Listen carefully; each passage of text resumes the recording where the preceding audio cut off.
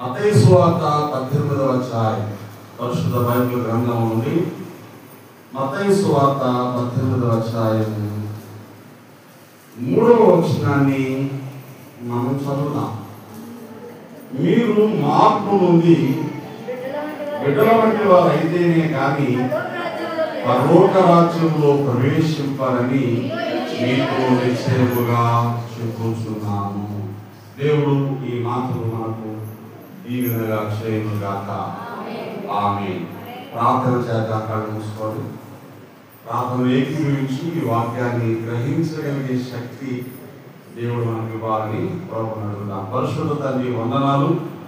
ప్రేమించి మాకు ఇచ్చినటువంటి ఒక శ్రేష్టమైన ఆరాధన సమయం కోసం నీకు లెక్కించలేని స్తోత్రాలు చెల్లిస్తున్నాను. ప్రభా, మా బిడ్డలందరినీ, మా తోటి వారిని సంఘంలో, కుటుంబంలో, సహోదర సేవకుల కుటుంబాల్లో మీరు చేసిన వేళ్ళను బట్టి స్తుతిస్తున్నాను. ఈ గడియలో నీ పాదాల చెంత నీ వాక్యమును ధ్యానించడానికి మేము చేయలేదండి. మీ కనికరం మా మీద నుంచి గ్రహించేటువంటి జ్ఞానం, లోబడే హృదయం, దాని చొప్పున బ్రతకడానికి కావలసిన సమర్పణ మాకు దయచేయండి. యేసు నామమున ప్రార్థిస్తున్నాను తండ్రి. ఆమేన్. ప్రభువును ప్రియులారా, యేసుక్రీస్తు ప్రభువారు ఈ లోకంలో శరీరరీతిగా మనవలే జీవించిన కాలంలో ఆయనతో ప్రత్యక్షంగా సంబంధం ఉన్న శిష్యులు ఉన్నారు. 12 మంది అపోస్తలులను పిలిచాం. ఇంకో 70 మంది శిష్యులు ఆయన ఏ ఊరు వెళ్తే ఆ ఊరు ముందుగా ఇద్దరిద్దరు వెళ్ళడానికి దేవుడు ఏర్పాటు చేసుకున్నారు.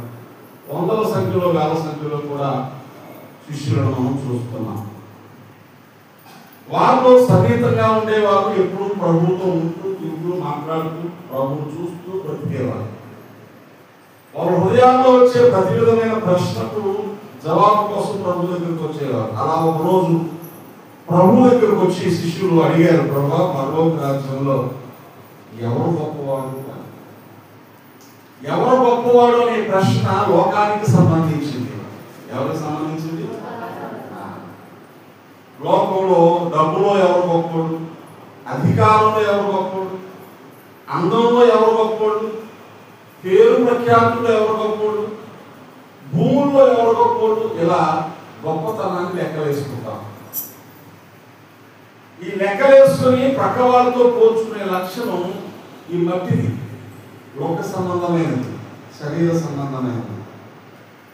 పరలోక రాజ్యం అలా ఉండదు. ప్రభు ఏమన్నారంటే ఒక్కోటి సంగతి పక్కనే. అసలు పరలోక రాజ్యంలో ప్రవేశించాలంటేనే మీరు చేయాల్సిన ప్రముఖమైన పని అవుతుంది. అదేంటో తెలుసా? మీరు మార్పు నుండి చిన్న బిడ్డల వంటి వారు అవ్వాలి. దేవునికి స్తోత్రం. గొప్పోళ్ళు అనే ఫీలింగ్ ఎవరికి వస్తుంది? పెద్దోళ్ళకి వస్తుంది. చిన్న బిడ్డలు గొప్ప ఏంటని అప్పుడప్పుడే దెబ్బలాడేసుకుంటారు. అప్పుడే ఆ దెబ్బలాడుకున్న పిల్లలు పట్టుకుని అమ్మనాన్న దగ్గర గొడవ వెళ్తే అమ్మనాన్న గొడవ తెచ్చి ఇద్దరు దెబ్బలాడుకుంటా ఉంటారు, మళ్ళీ ఇద్దరు పోయి ఆడుకుంటా ఉంటారు.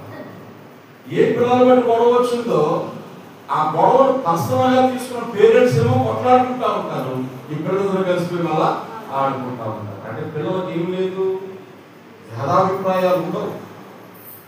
ప్రభు చెప్పారు, నేను గొప్ప నువ్వు గొప్ప అన్న ఫీలింగ్ ఈ లోకానికి సంబంధించింది. మీరు పరలోకానికి వెళ్ళాలంటే మీరు మారిపోయి చిన్న బిడ్డల వంటి వారు అవ్వాలి. దేవునికి స్తోత్రం హల్లెలూయా. ఈ సమయంలో మనం కూడా ఎక్కడికి వెళ్ళాలి సిద్ధపడుతున్నాం? పరలోక రాజ్యానికి. పరలోకమే నా అంతఃపురంలో పాడతాం. పరలోకానికి వెళ్ళే యాత్రికుల లక్షణాలు ఎలా ఉండాలో నేను ఆయా సమయాల్లో మీకు వర్తమానాల్లో తెలియజేశాను. ఇప్పుడు మనం పరలోకానికి వెళ్ళాలని ఏ ఘోషానాశ ఉన్నా ఇవాళ రేపు దేవుని సన్నిధికి వచ్చి బలహీనతల కోసమో, అవసరాల కోసమో, మనశ్శాంతి కోసమో దేవుడు నమ్ముకుని ఇదే చాలు కాదనుకునే పరిస్థితి దాటి బయటికి రావాలి. చాలా మంది అక్కడ అయిపోయి ఇదే చాలు, ఇదే చాలు. భక్తి వలస చెప్తున్నాను. భక్తి వలస ఏంటండి? నీకు నచ్చినట్టు చేసేది కాదు భక్తి. నీకు నచ్చినట్టు చేసేది కాదు భక్తి. ఆపరేషన్ లాంటిది. ఆపరేషన్ నీకు నచ్చినట్టు చేస్తాడా డాక్టర్ గారు? డాక్టర్ గారు ఏర్పాటు చేసిన పద్ధతిలో చేస్తాడా? నీకు పెట్టకుండా పోయాడు డాక్టర్ గారు. అలాగే పుట్లు లేకుండా ఆపరేషన్ చేసేయండి డాక్టర్ గారు.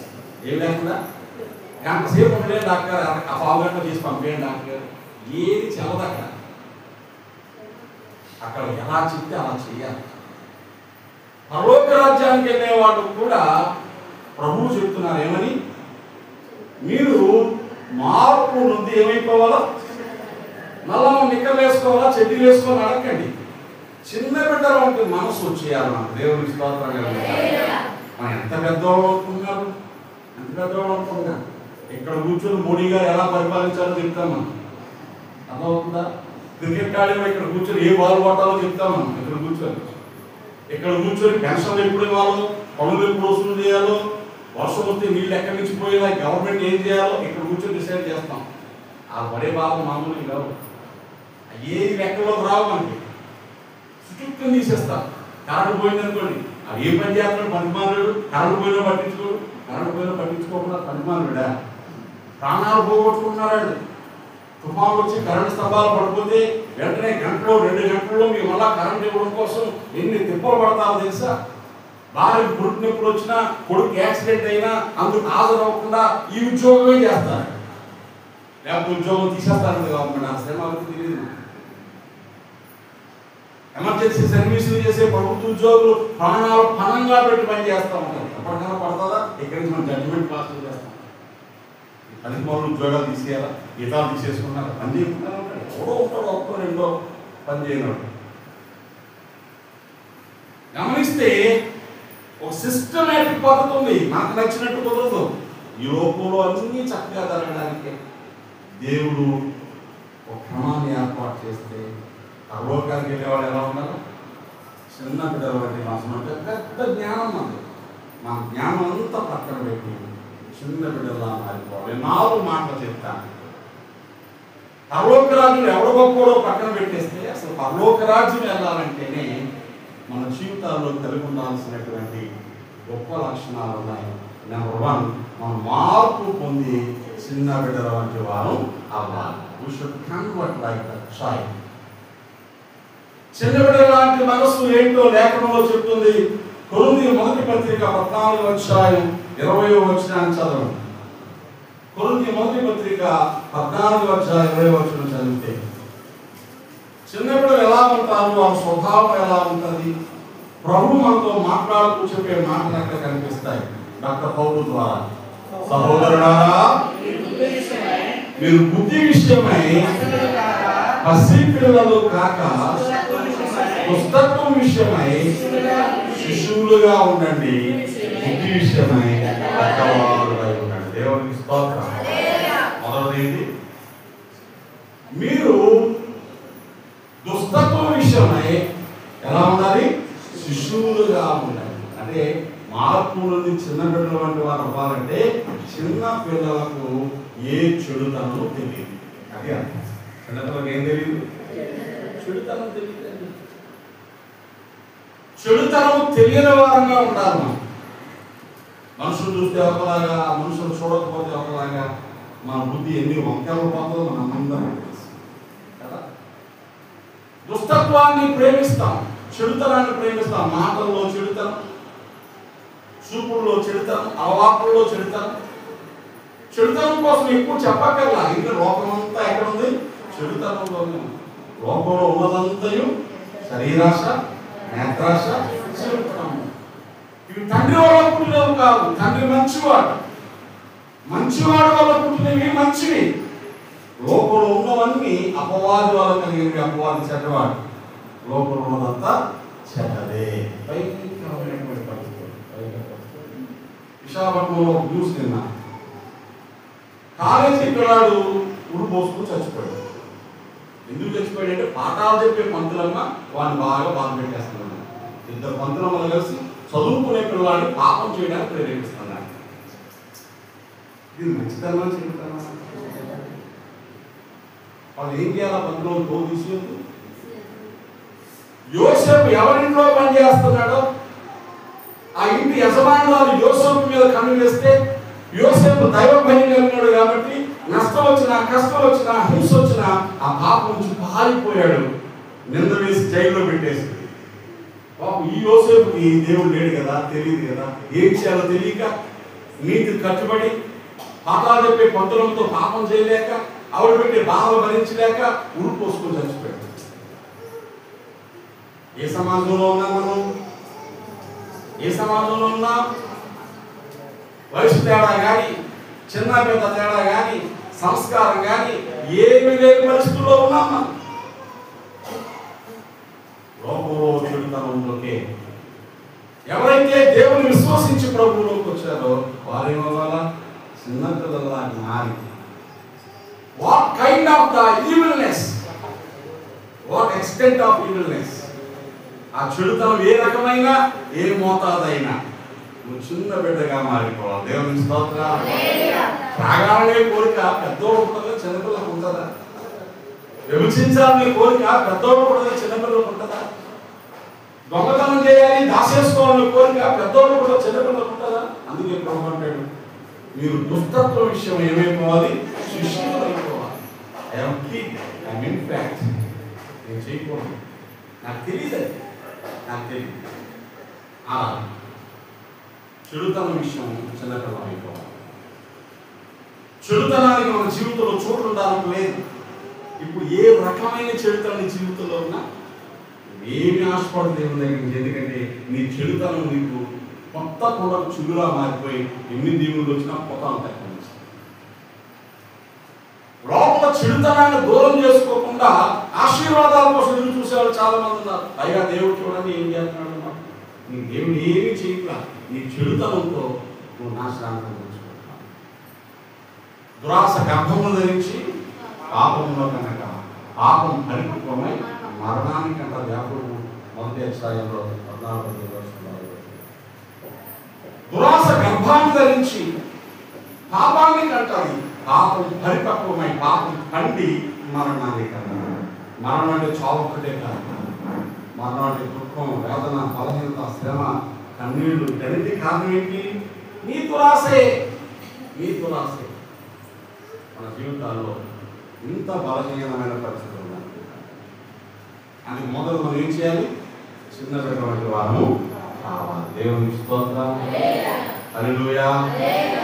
రెండవది మత్తయి సువార్త 5వ అధ్యాయంలో ప్రభువు చెప్పారు, పరలోక రాజ్యంలోనికి వెళ్ళకూడని వారు ఎటువంటి జీవన విధానాన్ని కలిగి ఉండాలో జ్ఞాపకం చేశారు. మత్తయి సువార్త 5వ అధ్యాయంలో ప్రభువు చెప్పిన మాట తెలుసా? 20వ వచనం చదవండి. 5:20 శాస్త్రుల నీతి కంటేను పరిసయ్యుల నీతి కంటేను మీ నీతి అధికము కాని ఎడల మీరు పరలోక రాజ్యములో ప్రవేశింపని మీతో చెప్పారు. ఎవరు చెప్పారు? యేసయ్య. ఎవరితో చెప్పారు? శిష్యులతో చెప్పారు. క్లోజ్ గా ఉన్న వాళ్ళతో చెప్పారు, అందరూ కాదండి. అంటే క్లోజ్ గా ఉండేవాళ్ళు, దేవుడు వెంబడించేవాళ్ళు, అనగా ఈ సంఘంలో ఏం కోరుకున్నాడు? శాస్త్రుల నీతి కంటే పరిసయ్యుల నీతి కంటే మీ నీతి అధికము కావాలి. దేవునికి స్తోత్రం. ఆ రోజు ఆ సమాజంలో మేమే దేవుడు వెంబడిస్తున్నాం అని చెప్పుకునేటువంటి ఒక తెగ ఉన్నది. వారే పరిసయ్యులు, వారే శాస్త్రులు. నియమబద్ధమైన నిష్ఠతో కూడిన జీవితాన్ని జీవించేవారు పరిసయ్యులు, శాస్త్రాల సారాంశం ఎరిగి ఇతరులకు బోధించేవారు శాస్త్రులు. శాస్త్రం ఎరిగినోడు, అన్ని ఎరిగినోడు, నియమంగా నిష్ఠగా ఉండదగిన వారు వాళ్ళే ఒక రకమైన నీతిలో ఉంటే ఈరోజు పరలోక వెళ్ళి వాళ్ళు ఏం చేయాలి? ఆ నీతి కంటే ఎక్కువ నీతిలో ఉన్నారు. దేవునికి స్తోత్రం. ఈరోజు సమాజంలో బాగా భక్తి చేసేవారిని ఎవరైనా శాస్త్రులు పరిచయం అనుకోండి, శాస్త్రులు పరిచయం అనుకుంటే వాళ్ళు ఎంత నిష్ఠగా ఉంటారండి. తెల్లవారుజాము వేస్తారు, సన్నిధి స్నానం చేస్తారు, పూర్తిపూర భోజనం చేస్తారు, ముట్టకూడదని ముట్టరు, మాట్లాడకూడదు మాకు మాట్లాడరు, తినకూడదు అని తినరు. ఎవరో కొంత దుఃఖులు పెట్టుకుంటారు ఇంట్లో, అది వదిలేస్తాం. నాకు నచ్చుతుంది, నాకు నచ్చుతుంది. సోమృతం వదిలేస్తాం, పొద్దున్నే వేస్తాం, సుఖాలు వదిలేస్తాం, చదువు స్నానం చేస్తాం, తిండి మీద వ్యామోహం వదిలేస్తాం. మటన్ లేకపోతే ముద్దు తినలేదు, చికెన్ లేకపోతే ముద్దు తినలేదని ఫీలింగ్ అని వదిలేసి 41 రోజులు శాకాహారాన్ని తింటాం. మంచి పరుపు లేకపోతే నిద్రట్లేదు, ఏసీ లేకపోతే నిద్రట్లేదు ఫీలింగ్ వదిలేసి ఖచ్చితంగా పడుకుంటాం. దేవుని స్తోత్రం. లోకం ఎంత అనేది పక్కన ఉంటే మన పరలోకం వెళ్ళే వాళ్ళు మనం ఏం చేయాలి? వాళ్ళ క్రమశిక్షణ కంటే, వాళ్ళ నీతి కంటే, వాళ్ళ పద్ధతి కంటే మన పద్ధతి ఎలా ఉండాలా? మేము పక్కన పడుతూ ఉంటాం, రాత్రి పాలు రేపు వాళ్ళు రాసుకొని చికెన్ తినేస్తాం, అసలు ఉపవాసం చేసి దగ్గర రానియం. ఎండగా శక్తి బాబా గుడికావడైతే ఇంట్లో ఫ్యాన్ కింద కూర్చుంటాం. ఎండగా సిస్టమ్ గుడి మానేసే బ్యాచ్ గమనించారు. డ్రెస్లో ఉన్న వాళ్ళు జ్వరాలు రావా, నీరసాలు రావా, ఎండ తగ్గ వాళ్ళు చెట్టు లేకుండా తిరుగుతారు. ఎక్కడ పోతున్నాం మనం అసలు? భక్తి ఏదైనా బ్రతుకులో క్రమశిక్షణ నేర్పాలి. దేవుని స్తోత్రంగా. నోరు తెలిస్తే పెళ్ళు పెళ్ళు పెళ్ళు ఇంట్లో తిట్టేస్తా ఉంటాం. ఉప్పురోసారి ఎడగెట్టేస్తా ఉంటాం. జపాల్లో గిన్నెలు కింద చేసి కొట్టేస్తా ఉంటాం. ఆశీర్వాదానికి మూలం అంటాం. దేవుని స్తోత్రం. ఆ శాస్త్రుల నీతి క్రమశిక్షణ ఉంది. అంతకంటే వారు ఒకరితో మతములో కలుపుకోవడానికి భూమంతా చుట్టూ వచ్చేస్తారని రాయబడింది. ఇంటికి వెళ్ళాక 23వ అధ్యాయం మత్తయి సువార్త చదవండి. అక్కడ 7 లక్షణాలు ఉంటాయి. ఒకరిని తమలోకి చేర్చుకోవాలంటే ఎంత శ్రద్ధ చూపిస్తారో. నీ విశ్వాసం నీ భక్తిలో ఇంకొకటి ఫాలో అవ్వడం కోసం నువ్వు చూపించేస్తే నువ్వు పెట్టే ఎఫర్ట్స్ ఏంటి? పుదీనాలోను జీలకర్రలోను పదోమతిస్తారంట వాళ్ళు. అంటే మిగతా ఎవరని కాదు. పుదీనా జీలకర్ర ఎంత వాడతాం? చాలా తక్కువ. నెలకు 100 గ్రాములు జీలకర్ర అయితే సరిపోదు. అందులో 10 కాబట్టి 10 గ్రాములు జీలకర్ర పట్టుకొస్తారు. మిగతా అన్ని విషయాలు ఇచ్చే విషయం. మనం ఎక్కడ ఉన్నాం? ఇతర మతాలలో భక్తి చేసే సహోదరులు హైందవ మతంలో కానీ, ఇస్లాంలో కానీ, జుడాయిజంలో కానీ, సిక్కు మతంలో కానీ ధార్మిక సేవల కోసం ధర్మకర్తలుగా మారి ఆస్తులను ఇచ్చేవారు. ఎంత ఎందుకంటే నేను ఆ ముందు లోకాలకు వెళ్ళాలి. నా ధార్మిక సేవ, నేను చేసినటువంటి ధర్మము నాకు అక్కడ మోక్షంలో మంచిగా ఇవ్వాలని నమ్మాడు. ప్రభు ఏం చెప్పారు? మనల్ని భూమి తనం కూర్చుకోకండి, ఇక్కడ చిమ్మెడి తినేస్తుంది, కొట్టుకోవాలి, దొంగలు ఎత్తుకుపోతారు, పరలోకంలో ధనం కూర్చుకోమన్నారు. ఎవరైనా కూర్చుకున్నారో నాకు తెలియదు. దేవుని స్తోత్రం. నువ్వు పరలోకంలో దాచుకున్న డబ్బులేని అది చెప్పలేదు. భూమి తిరిగే డబ్బులేని, జనాల కొట్టేసిన డబ్బులేని, బ్యాంకులో పెట్టిపోయిన డబ్బులేని, సీట్లు ఎత్తేసిన డబ్బులేని, ఇవన్నీ చెప్పగలను. నేను తప్పని చెప్పడం దాచుకోండి. మీ పిల్లలు ఆస్తికర్తలుగా చేయండి, 2-3 తరాలు సంపాదించాలి. కానీ నువ్వు అక్కడ దేవులకు నీకు కూడా మంచి గతి కలిగేలాగా ధార్మిక సేవ చేయాలి. పుదీనాలోనూ జీలకర్ర ఇలా శాస్త్రుల నీతి కంటే పరిశీలన నీతి కంటే మన నీతి ఏం కావాలి? మొదటి చిన్నపిల్లలా మారాలి, చుడుతనానికి దూరంగా ఉండాలి. రెండవది నీతిని బ్రతుకులో పెంచుకునే వారంగా ఉండాలి. మత్తయి సువార్త 18వ అధ్యాయం వచ్చేసేయండి. ప్రభు చెప్పిన మరో మాట ఏంటి చెప్పనా? చిన్నపిల్లలా మారడం, నీతి కార్యాలు చేయడంలో ఇంకొక పెట్టు కూడా చెప్పాడు. 4వ వచనం 18:4లో కాగా ఈ బిడ్డ వలె తన్ను తాను తగ్గించుకునేవాడు. 3వ లక్షణం చెప్పండి. పరలోకానికి వెళ్ళే వాళ్ళ లక్షణాల్లో 3వది తన్ను తాను తగ్గించుకోవాలి. నీ మట్టుకు నువ్వు ఎంత గొప్పవాళ్ళైనా తక్కువ వారిగా ఎంచుకోవాలి. దేవుని స్తోత్రం. తగ్గించుకోవడం మాటకు అర్థం సింపుల్ వేసుకోండి, నేలలో కూర్చోండి, దండాలు ఎక్కండి, కాళ్ళు అంట. తగ్గించుకోవడానికి ఉన్నటువంటి ప్రాథమిక లక్షణం ఏంటంటే ఒకటి అర్థం చేసుకోవాలి. You are not dependent, you are not independent, you are dependent. నువ్వు స్వతంత్రుడు కాదు, నువ్వు దేవుని మీద ఆధారపడి బ్రతికేవాడిని అర్థం చేసుకోవాలి. దేవుని స్తోత్రం. అడిగి దగ్గర 9 దండాలు పెడుతున్నా అంటే ఏమంటాము? అదే బాబు జీతం. ఇప్పుడు కానీ నమస్కారం పెట్టడం జీతం 4 రోజులు లేట్ చేసేస్తాయి. జీతం 4 రోజులు లేట్ చేస్తాను భయంతో ఏం చేస్తాను? అధికారికి నమస్కారం సార్, నమస్కారం సార్. జీతం ఇచ్చేవాడికి అంతలో పడిపోతే జీవితం ఇచ్చేవాడికి ఎంతలో పడాలి? నీ జీతం గొప్పదా, జీవితం గొప్పదా? జీవితమే కదా గొప్పది. ఆయుష్ ఇచ్చిన దేవుడు, ఆరోగ్యం ఇచ్చిన దేవుడు, బిడ్డలు ఇచ్చిన దేవుడు, పెంట రూపంలో ఇచ్చిన దిగులుగా ఉన్న పైకి లేవనెత్తిన దేవుడు, ప్రజల ప్రధానంతో కూర్చోబెట్టిన దేవుడు, మన నోట వాక్యం వచ్చిన దేవుడు, మనకు ప్రార్థన సన్నిధించిన దేవుడు, అయినా కూర్చునే అవకాశం ఇచ్చిన దేవుడు, కష్ట నష్టాల్లో పరిగెత్తుకుపోయి పదాలు కొట్టిన అవకాశం ఇచ్చిన దేవుడు. ఇంత దేవుడికి ఎంత దానం పెట్టాలి? కొండంత దేవుడు, కొండంత పత్రికలంటే ఏదో చిన్న దానం. ఇది కాదు యాసం. నీకు ఎంత ప్రేమ ఉన్నది అన్నది నీ బ్రతుకులో కనబడాలి. దేవుని స్తోత్రం. హల్లెలూయా. చుట్టాలు ఇంటికి వస్తే భోజనానికి ఏం చేస్తాం? మనకి ఏమి ఇష్టం అల్లుడుకుని ఆడబెడతాం. జనరల్గా చుట్టాలను చూస్తే తను ఎక్కడ ఏంటండి ఇదేంటి మనదే అనుకో, మనకేమి ఇష్టమో అడుగుతాం. నిజంగా చుట్టాలను ప్రేమిస్తే వాళ్ళకేమి ఇష్టమో అది వండాలి. ఒకటో రెండో ఉపయోగిస్తాము. చూడండి ఇన్ని ఎందుకు వండేసామమ్మా అంటే మీరు చెప్పాలి, మీ ఒక్క మీద తిందామని నా సరదాగా ఇందులో ఏది తింటారో తెలియదు కనుక ఏదైనా తినాలని దేవుని స్తోత్రం కదా. హల్లెలూయా. కొంతమందిని చూస్తాం ఎంత ప్రేమగా పెడతారు, ఎందుకని ఎంత ఖర్చు చేస్తాం మనం, అయినా నచ్చదు అన్నమాట. ఎప్పుడైనా మా ఇంటికి వస్తారని వచ్చారు కానీ తెలుస్తాను ఆశ ఎంత ప్రేమ. మనుషుల మీద ఎంత ప్రేమ చూపిస్తే ఎవరిని చూపించాలా? దేవుని మీద ప్రేమ చూపించాలి. దేవుని స్తోత్రం. ఆయన జీవితం ఇచ్చిన వాడు ఆయన మీద ఆధారపడాలా. 131 కీర్తనలో 7 మార్కులు ఎగవచ్చండి. 131 కీర్తన కొత్త దావీదు పాడుకున్న పాటల్లో తన దేవుని మీద ఎంత ఆధారపడతాడో, దేవుడికి తనకు ఎంత ఇష్టమో, ఇదిగో పరలోక రాజ్యానికి విలువడుకుందాల్సిన లక్షణాలు ఏంటో ఈ మాటలో చెప్తాడు. యెహోవా నా హృదయము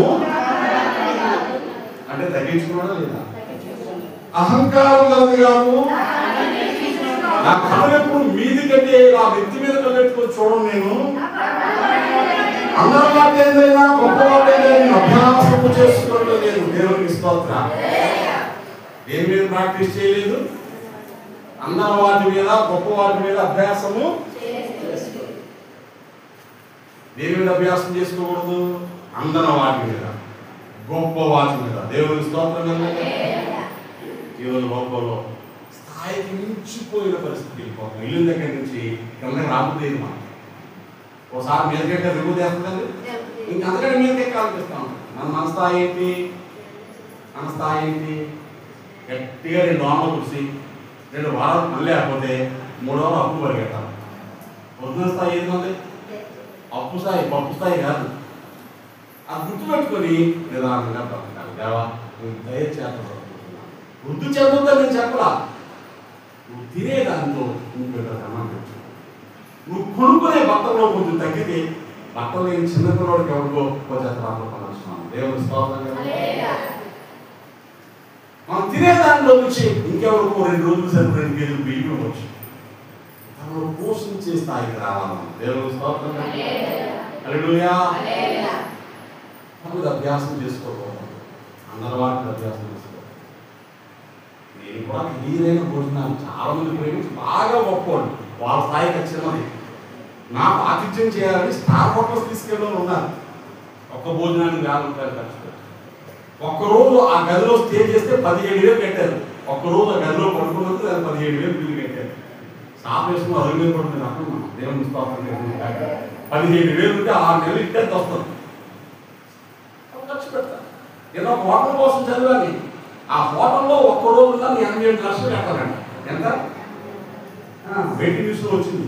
87 లక్షలు కట్టి ఒక హోటల్లో ఉండేవాడు. జీవితం ఒకసారి నాకు ఉండాలి. పనికిమాలిన బుద్ధి కాబట్టి నాకు ఉండకపోతే నష్టం. లైఫ్లో ఒకసారి తినాలా, ఒకసారి అక్కడికి వెళ్ళాలా. వద్దు, దేవుడు పంపిస్తే ఎదిగాను. దేవుని స్తోత్రం. అందుకోసం డబ్బులు దాచుకొని, అందుకోసం పైసా ముందు కట్టుకొని నాశనం అయిపోతుంది. అందరి వాటి మీద కానీ గొప్ప వాటి మీద కానీ అభ్యాసం చేసుకోలేదు. మరి ఎలా ఉన్నాడు? నేను నా ప్రాణం నిలవపరుచుకొని ఉన్నాను, సముదాయించుకొని ఉన్నాను. పాలు విడిచిన పిల్ల తల్లి యొద్ద ఉన్నట్లు, చనుపాలు విడిచిన పిల్ల ఉన్నట్లు. ఇదండి తగ్గించుకోవడం అర్థం ఏంటి? పాలు విడిచిన పిల్ల ఇంకా బెంగ తీరం చూసారు. అది పాలు మానిపించేస్తాం కదా. మన పల్లెటూరులో చూస్తాం, సేదు రాసేసి, కాకరకాయ రాసేసి, వేపాకు రాసేసి పాలు మానిపించేసినా అది ఏం చేస్తారు? అప్పుడప్పుడు నీరొట్టు పోయి కడిగేస్తే అగేద్దాం చూస్తూ ఉంటాయి. ఆ పాలు మీదే బెంగ ఉంటుంది. అన్నం పెట్టినా తింటాం. అంటే పాలు తప్పిందో ప్రపంచం తెలియదు. పాలే పరమాన్నవాడి, పాలే బిర్యానీ, పాలే ఆవకాయ పచ్చడి, పాలే మటన్ ఫ్రై, అన్నింటి పాలే. ఇప్పుడు మనకు పాలు తాగే వయసులో కూడా అన్నీ కావాలి. చిన్నపిల్లలు అంటే దేవా నీ సన్నిధి తప్ప ఇంకేది నాకు సంతోషము కలిగించేది. దేవుని స్తోత్రం. నీ సన్నిధిలో సంపూర్ణ సంతోషము. సన్నిధి కోసం పరిగెత్తాలి. జీవముల దేవుని దర్శించుటకై దాని ఆనందంగా నాలో కీర్తనలో నా ప్రాణము, నా శరీరము, నా హృదయం ఆనందంతో కేకలేస్తుంది. నీ మందిరాలను చూడవలని నా ప్రాణాలకు ఆశపడి సమస్యలు పక్కన చూడగా లేట్ అయిపోయి ఒక్క వారం గుడి మానేస్తే 2వ వారం గుడులు బాగుండు పరిగెత్తున్నారు. మానేస్తే ఏమైందో తెలియదు, ఎందుకు మానేసేదో తెలియదు, ఎందుకు రాదో తెలియదు. తెలుస్తుంది బాగలేదంట, ప్రార్థన చేద్దాం. కష్టం వచ్చిందండి, ఇంకో ప్రార్థన చేద్దాం. కష్టాన్ని ఎవరు ఆపలేదు, చావుని ఎవరు ఆపలేదు, అనారోగ్యాన్ని ఎవరు ఆపలేదు. అది కాక ఎక్కడికైనా నువ్వు మానేసిపోతున్నావు అంటే తప్పు లేదు. దాని కాన్సిక్వెన్సెస్ అంటారు, దాని ఫలితాన్ని చూడాలి. ఎలా ఉండాలి? చిన్నపిల్లలాగా తగ్గించుకోవాలి. దేవుని స్తోత్రం. మారాలి, చెడుతనాన్ని దూరంగా ఉండాలి. శాస్త్ర నీతి కంటే మన నీతి అధికము కావాలి. చిన్నపిల్ల తగ్గించుకున్నట్టుగా నువ్వు తప్ప నాకు వేరే ఏం తెలియదయ్యా, పాలబెంగ పడిపోయిన పిల్లోళ్ళ నా పరిస్థితి అయిపోయింది, నువ్వు ఎప్పుడు కరుణించదువో అని నీ వైపు నేను కన్నులు ఎత్తుకొని చూస్తున్నానయ్యా అని నీ బ్రతుకు దేవుని మీద ఆధారపడాలి. దేవునికి స్తోత్రం. 5వ వచనం, 18వ అధ్యాయం మత్తయి సువార్త 5వ వచనంలో 3వ లక్షణం ఉంది, 4వ లక్షణం. మరియు ఇలాంటి ఒక బిడ్డను నా పేరిట చేర్చుకుని వాడు నన్ను చేర్చుకోను. బిడ్డను ఏం చేయాలి? మనం చిన్నపిల్లల్లో చేర్చుకున్నట్టు చేర్చుకోవాలంట. ప్రభువు పేరట చిన్నపిల్లలు చూడండి, ఎవరన్నా చిన్నపిల్లలు చూస్తే ఏం చేస్తాం మనం? ఒక్కొక్కటి వీళ్ళేస్తాం, శాడీసం అన్నమాట. అది ఆడకపోతే అది అంత అందం ఉంటే అంత ఎక్కువ వీళ్ళేస్తాం, నెలకేస్తాం, ఓ ముద్దు పెడేస్తా ఉంటాం, బొగ్గలు లాగేస్తా ఉంటాం. ఇది ఎంత బాగున్నాడో అనిపిస్తూ ఉంటుంది. చిన్నపిల్లలు చూస్తే ఎంత ముచ్చటగా చేస్తున్నాము. బలహీనలను చూసినప్పుడు, శతకాంతిలో ఉన్న వారిని చూసినప్పుడు, దుఃఖంలో ఉన్న వారిని చూసినప్పుడు, శ్రమలో ఉన్న వారిని చూసినప్పుడు వాళ్ళు మన చిన్నపిల్లలుగా కనపడాలి. దేవుని స్తోత్రం. ప్రభువును బట్టి వారికి ఏదైనా ఉపకారం చేయాలి, ఏదైనా ఒక మేలు చేయాలి. వాళ్ళు దగ్గరగా కాదు, మీకు చుట్టాలా కాదు, మీ ఫ్రెండ్సా అస్సలు కాదు. మరి ఎందుకు అలా చేస్తున్నావు అంటే వాళ్ళు బలహీనులు. దేవుని స్తోత్రం. ప్రభు కావాలి, నశించిపోతున్న వారు ప్రభువు కావాలి. నేను నా ప్రభువు పేట వాళ్ళని చేర్చుకోవాలి. ఆమేన్. అప్పుడు చూసి మనం ఏమనుకుంటాం? పరలోకానికి దేవుని స్తోత్రం. అసలు విందు కోసం చెప్పిన ప్రభు వారు ఏమన్నా చెప్పినా, మీరు ఎవరైనా పగలు కానీ రాత్రి కానీ విందు చేస్తే మరలా మిమ్మల్ని పిలుస్తారు చూసారా, అలాంటి కూడా ఎవరిని పిలకన్నా. మీరు ఎవరైనా భోజనాన్ని పిలిచినా, ఫంక్షన్ పిలిచినా ఇంకోసారి వాళ్ళు కూడా పిలుస్తారు మిమ్మల్ని విందు చేసి, అలాంటి వాళ్ళు ఎవరు కూడా పిలకండి. మరి ఎవరిని పిలాలా? ఇంకెప్పుడు మీకు భోజనం కూడా పెట్టలేని స్థాయి ఉంటుందా వాళ్ళ వినండి. అంగహీనులను, గుడ్డివారిని, బలహీనులను, పేదలను దేవుని స్తోత్రం. దీని అక్షరాల విందులు పాటిస్తారు. అక్షరాలు దీని పేరు ప్రేమ విందు. ఏ విందు? ప్రేమ విందు అంటే ప్రేమతో అర్హత లేని వాళ్ళకి చేసే విందు, అనాథలకు చేసే విందు, దిక్కు లేని వాళ్ళకి చేసే విందు, బలహీనులకు చేసే విందు. ఆ చేసే వాళ్ళు చూస్తే మీరు దేవునిలో వెతుకుతున్నారు అనిపిస్తున్నాం. హల్లెలూయా. దేనికోసం తాపత్రయపడుతున్నారు, దేనికోసం ఆశపడుతున్నారు. మనం కూడా ప్రభు పేట ఒక బలహీనులు చేర్చుకుంటే, ఒక చేతకాని వాళ్ళు చేర్చుకుంటే, ఎవరికైనా ఒకరికి మీరు చేస్తే దేవుని స్తోత్రం. పరలోకానికి వెళ్ళగలిగే అర్హత సంపాదించాలి. అయినా మాకు చెప్తాను, మొదటిది చెడుతనానికి దూరంగా ఉండండి. 2 నీతి గల కార్యాలు చేయండి. 3 మిమ్మల్ని మీరు తగ్గించుకోండి. 4 ఎవరినైనా ఒకరిని ప్రభు పేరట శ్రమలో పాపలో కష్టంలో చేర్చుకోండి.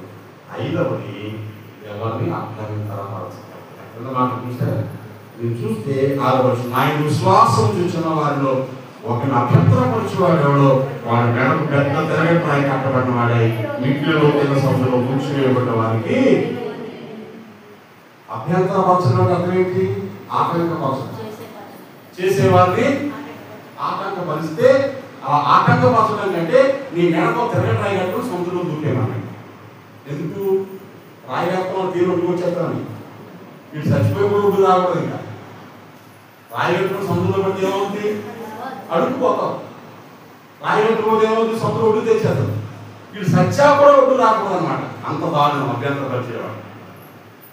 అభ్యంతరపరచడం అంటే ఏదైనా నీకు చేతనైతే చెయ్యి, చేయకపోతే సైలెంట్ కూడా తప్ప చేసేవాళ్ళని విక్కిరించడం కానీ, అపకారం చేయడం కానీ, వేళపూర్వక మాటలు మాట్లాడడం కానీ, నెత్తుకుడు మాటలు మాట్లాడడం అర్థం చేసేస్తారు.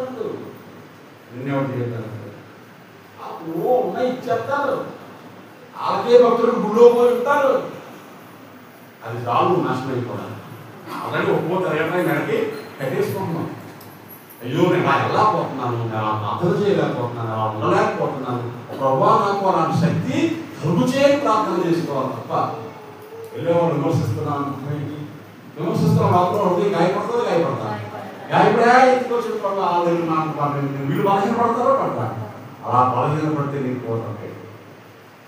ఎందుకు వెళ్ళిపోతా ఉంటే సాంతం ఏమొస్తాయంట, ఏళ్ళు నీళ్ళు వెళ్ళిపోవడం ఏమొస్తాయంట, మొక్కలు వస్తాయి.